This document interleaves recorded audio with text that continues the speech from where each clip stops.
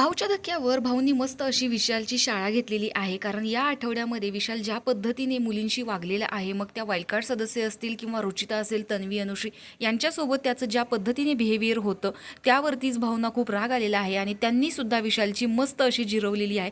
चला तर बघूयात भाऊ नक्की त्याला काय बोलतायत.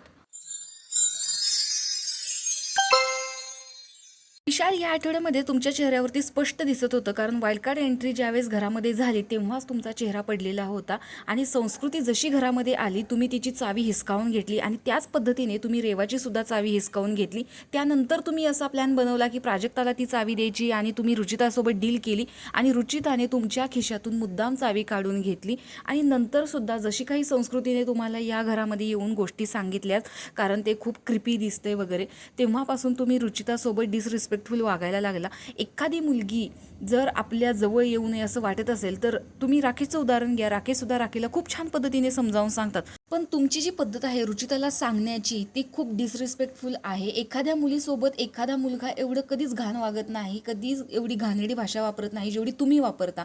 किती वाईट वाटत असेल त्यांना आणि प्रेक्षकांना सुद्धा ते खूप घाणेरडं वाटतं की अरे, एवढं हडतूड करून सुद्धा रुचिता त्यांच्यासोबत जाते, तिच्या परत जवळ तुम्ही परत जाता, म्हणजे तुमचं हे चालूच आहे. मग तुम्ही एवढ्या घाण शिव्या एकमेकांना देताच का? शिव्या म्हणजे एवढं घाणेरडे एकमेकांना बोलताच कशासाठी की जी प्रेक्षकांना सुद्धा विचित्र वाटेल की हे यांचं काय चाललं, इथे एक बोलतात आणि तिथे नंतर एकत्रच येतात.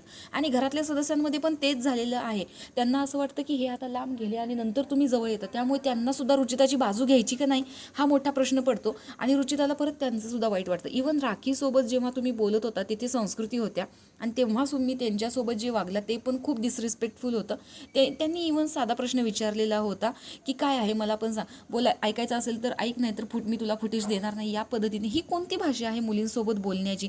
एखाद्या मुलीसोबत आपण इतक्या घाण लेवलला जाऊन बोलत नाही. तुम्ही उत्तम स्ट्रॅटेजी बनवता, उत्तम टास्क खेळता, पण ज्या काही तुम्ही बॅकबिचिंग करता मुलींच्या विषयी त्या खूप घाणेरड्या जात आहेत बाहेर, तुमची इमेज खराब होते. तर भाऊनी दिलेला विशालला हा धक्का तुम्हाला कसा वाटलाय कमेंट बॉक्समध्ये नक्की सांगा. अशाच रिव्ह्यूच्या अपडेटसाठी सबस्क्राईब